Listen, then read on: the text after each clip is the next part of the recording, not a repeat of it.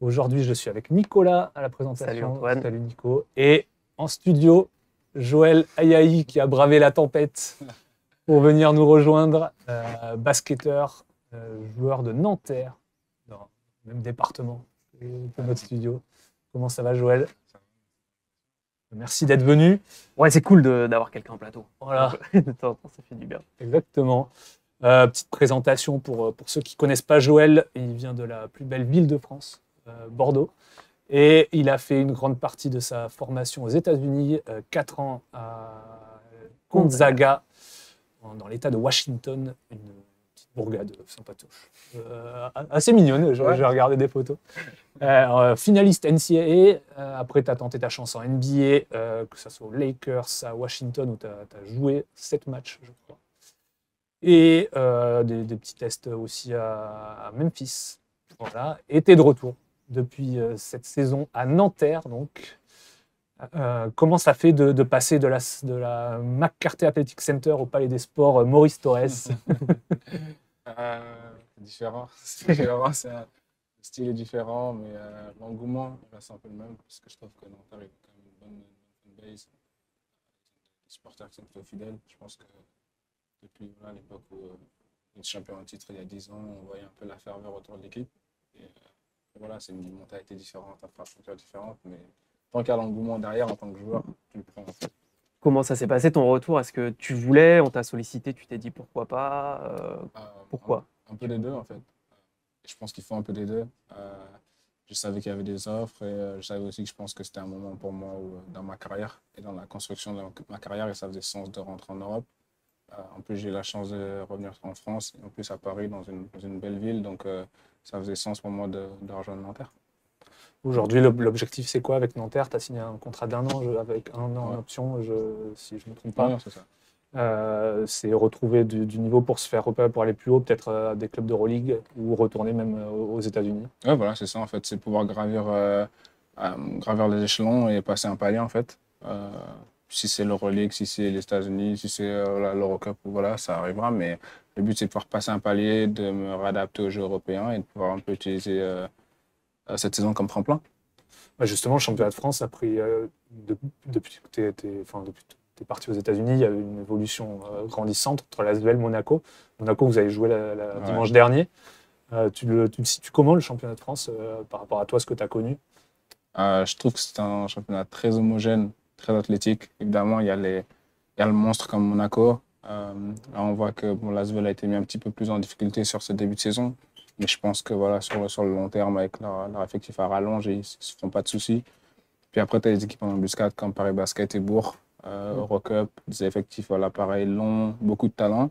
Et ensuite, derrière, il y a envie de dire, 10 équipes qui se battent pour les 4 dernières places en play-off. Et 10 équipes qui ont tout un style différent. Et c'est vraiment une question de qui est-ce qui va gagner le plus de matchs à l'extérieur, qui est-ce qui va gagner les matchs un peu à bascule et les confrontations directes. Donc c'est un championnat qui est très dur parce que c'est pas facile de gagner des matchs. Et chaque semaine, en fait, tu es sous pression parce que y a un concurrent direct en face. Vous, Vas-y. vous avez une grosse équipe en plus avec Juan Bégarin, Benjamin Sven. Vous avez fixé un objectif, les playoffs, ou on verra comment ça se passe? Ouais, c'est sûr que l'objectif, c'est les playoffs.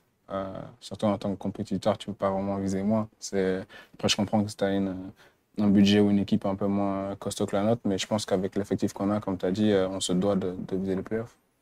Qu'est-ce que tu penses de tes premières semaines? Est-ce que c'est dur de se réadapter? Tu disais se réadapter au basket européen. Qu'est-ce qui est le plus difficile finalement et où est-ce que tu en es toi dans ton jeu? Franchement, c'est juste le style de jeu. C'est un style de jeu qui est assez différent. Les espaces sont différents. Ce qui est recherché dans le jeu est différent. Entre guillemets, les libertés sont peut-être un peu moindres en Europe.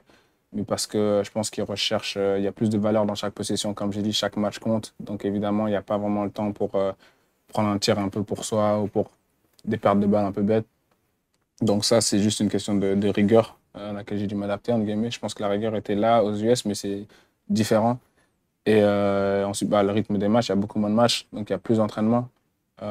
Et ça, je pense que c'est un rythme, même pour le corps, qui est un peu différent. Je sais qu'on s'entraînait très peu au final aux US parce qu'on joue presque tous les 2 jours. Et ouais, je pense que ça prend du temps, mais là, je me sens de mieux en mieux et je pense que voilà, le mois de décembre, fin du mois de novembre, début décembre, je pense que c'est un bon moment pour moi et pour l'équipe de commencer un peu à voilà, monter en puissance.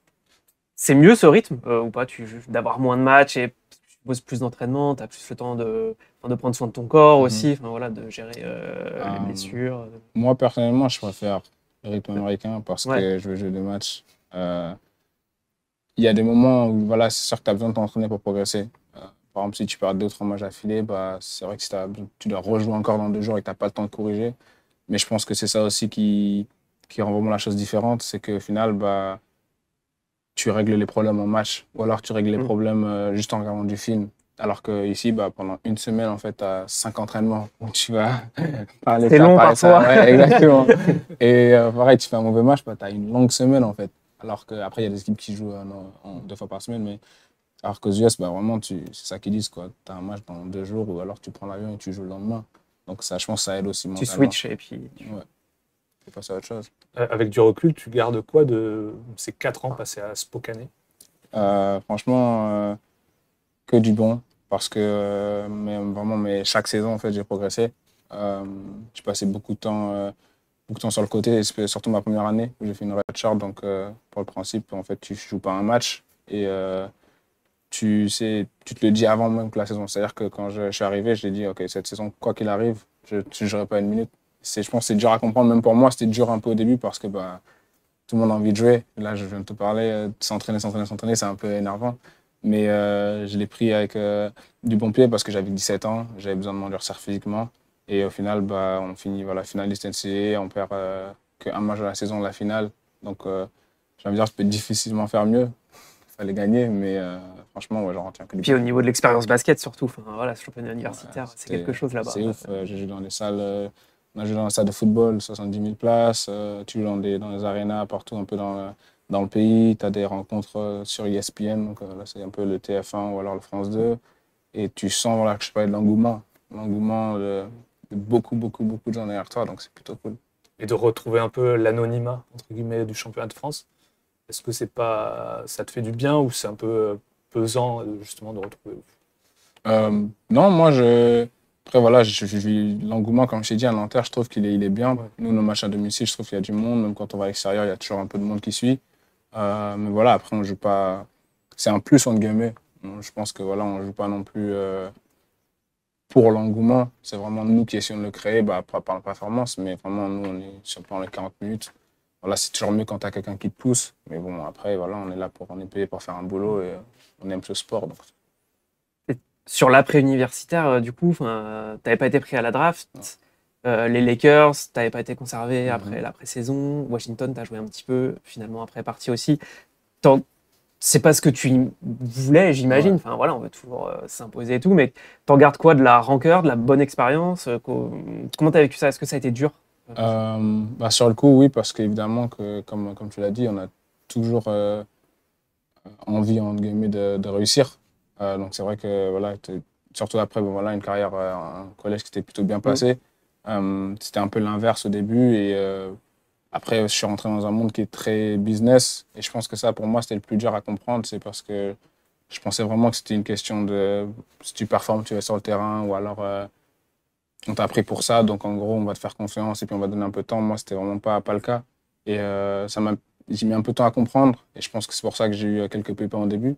Mais après, avec du recul, franchement, j'en garde que du positif parce que j'ai mis un pied là où j'ai toujours rêvé d'être depuis que je suis tout petit.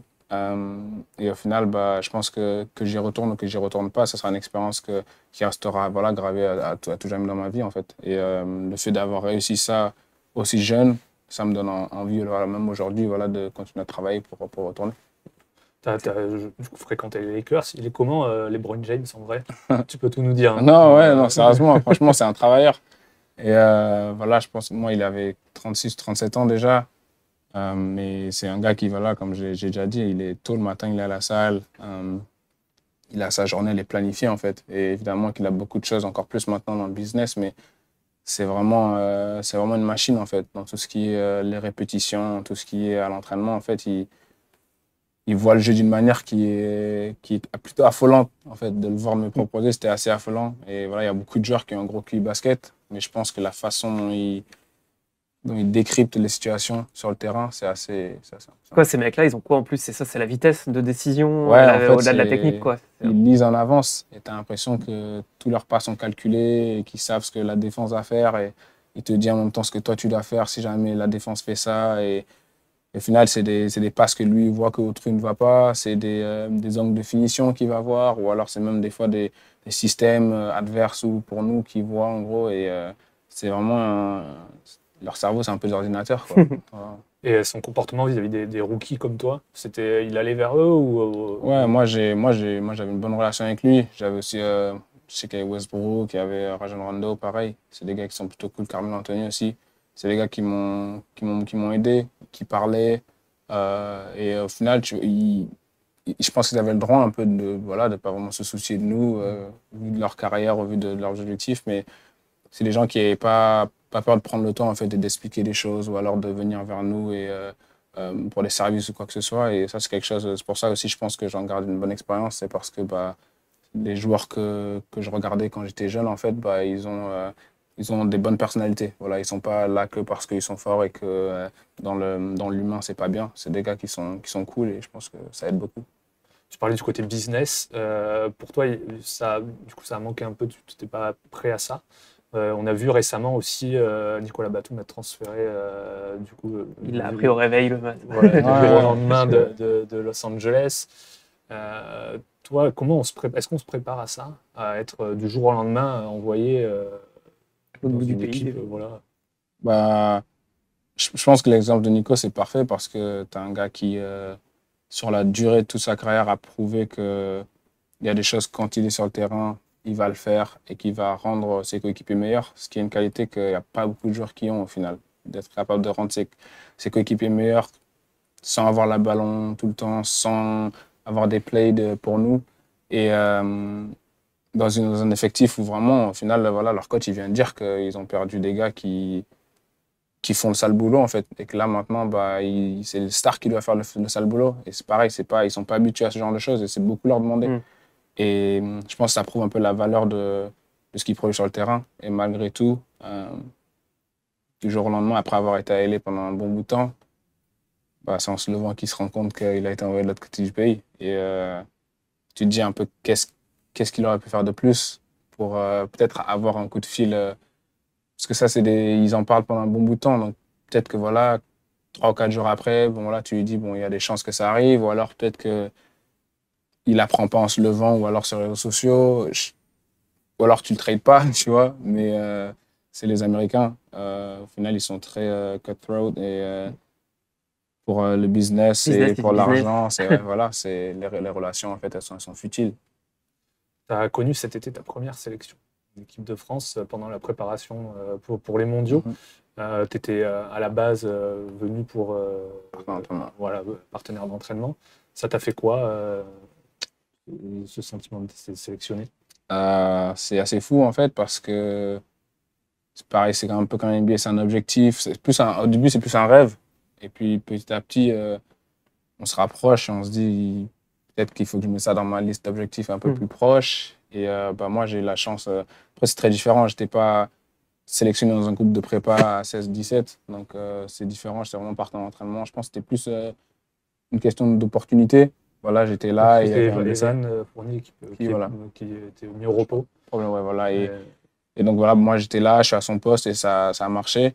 Et après, voilà, j'étais là. Donc, ça veut dire qu'il y a peut-être des choses qu'ils ont aimées auparavant. Mais j'en suis très remerciant et je trouve que c'était vraiment gratifiant et une super manière de finir l'été, de pouvoir voilà, fouler le parquet avec le maillot bleu et de récolter cette sélection. Ça donne des idées du coup.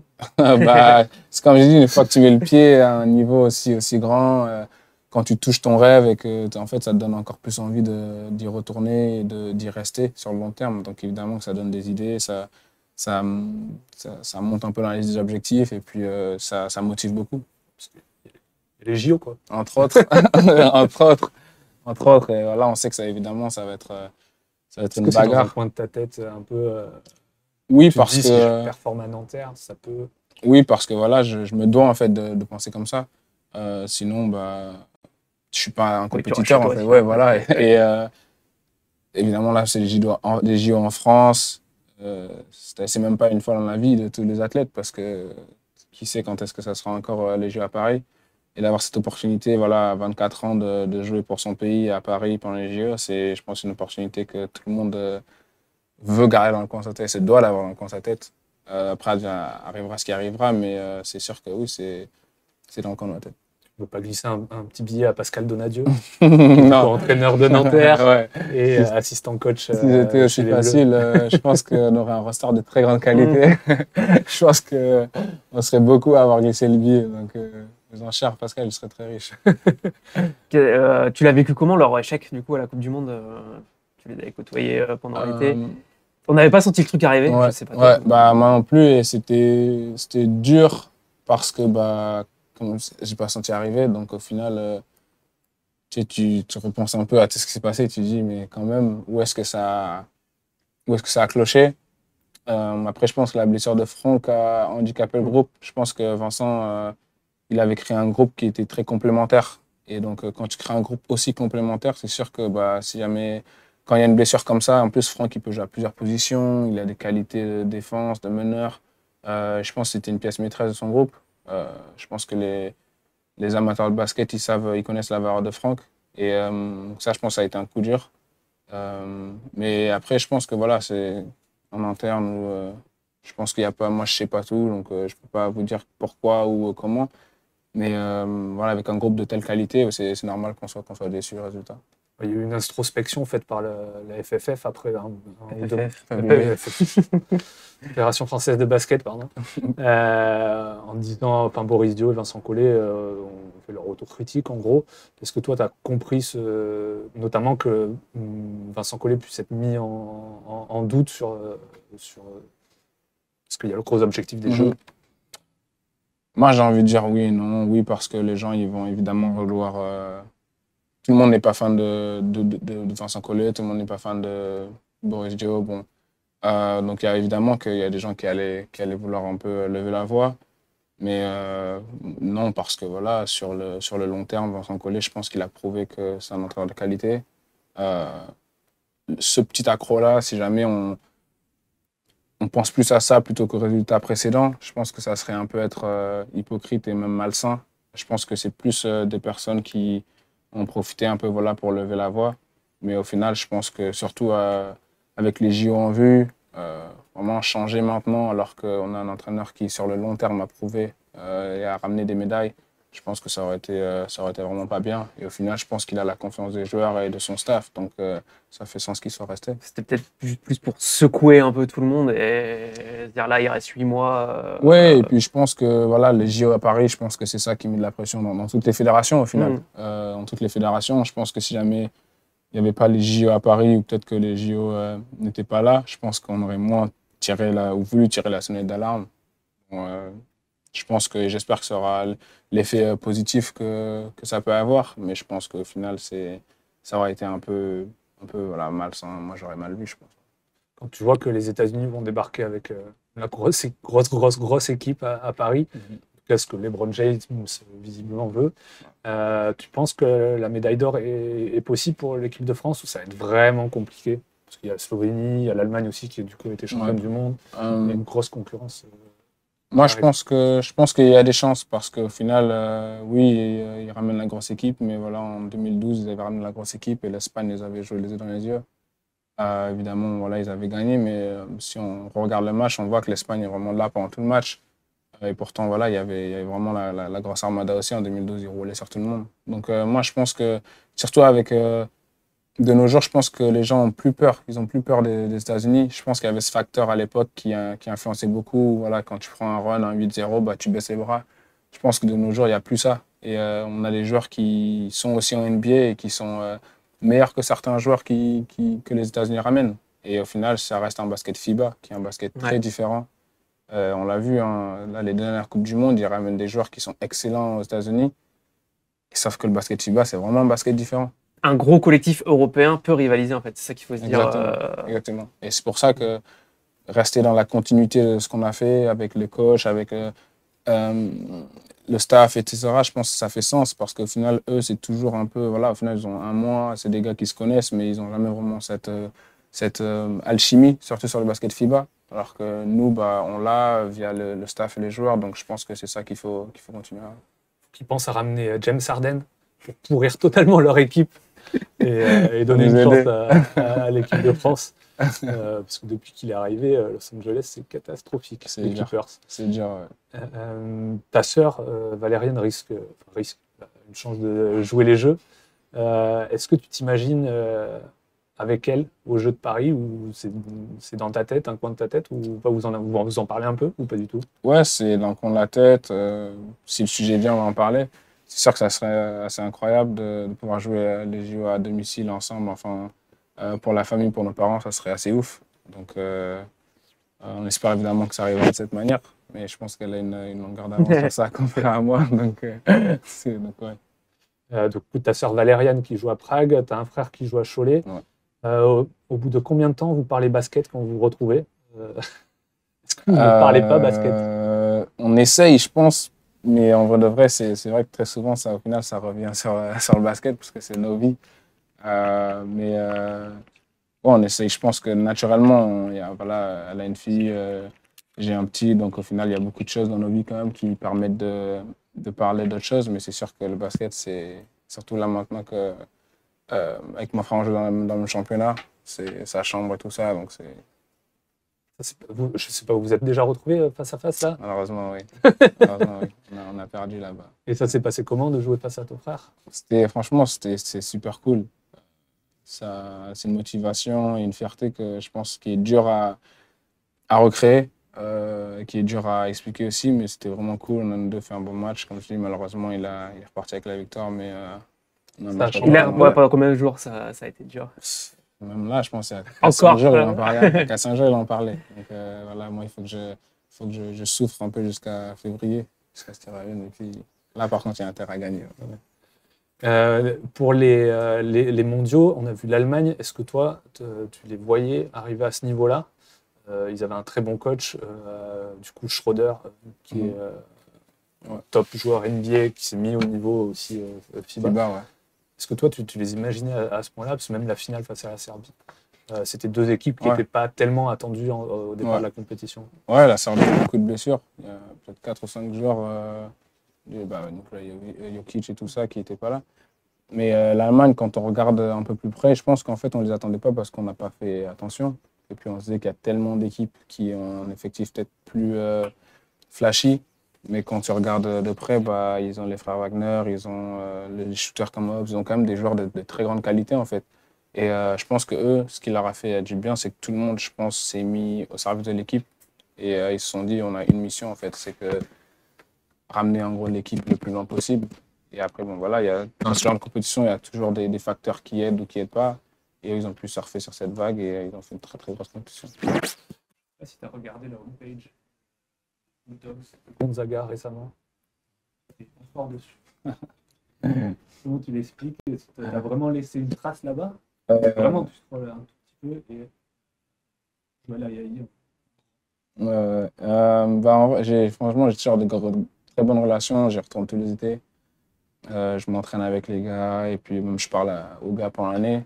Je pense qu'ils m'ont vraiment accepté dans leur culture et moi j'ai fait la même. Et au final, j'ai une très bonne relation là-bas, dans la ville de Spokane. Je suis très bien là-bas et je pense que ouais, on a ce bond, en fait, cette relation qui est très très forte. Et je sais pas si ça explique que je suis encore en homepage, mais voilà. Je sens que tu as beaucoup d'ex-coéquipiers qui jouent maintenant. Ouais, c'est vraiment une université ouais. de l'excellence. Ouais, je crois qu'on a 9 joueurs. Je crois qu'on est la 4e ou 5e université à avoir ça. Et il y a justement cette fierté-là, tu parlais justement pour l'université. Il y a une sorte de fierté d'appartenance. Ouais. Non, c'est surfait. Non, c'est un truc qui reste toute la vie. Non, ouais, ça, voilà, j'ai l'impression. 100%. En fait, tu n'es à jamais un bulldog de Gonzaga. Et quand on est par exemple au Final Four, il y avait des anciens joueurs, il y avait des fans de Spokane, un peu partout en fait. Des gens, leurs grands-parents, ils étaient à Gonzaga, ou alors c'est vraiment ce sentiment d'appartenance en fait. Et au final, si tu marches dans la rue et que tu vois quelqu'un avec le logo de Gonzaga, bah, tu sais qu'en gros, c'est un peu comme ton frère. Alors, j'ai dit Spokané. Ouais, Allez, tu l'as dit à l'espagnol. Moi, Exactement. Sans raison apparente. Malheureusement, le temps file. Merci beaucoup, Joël, d'être Merci. venu.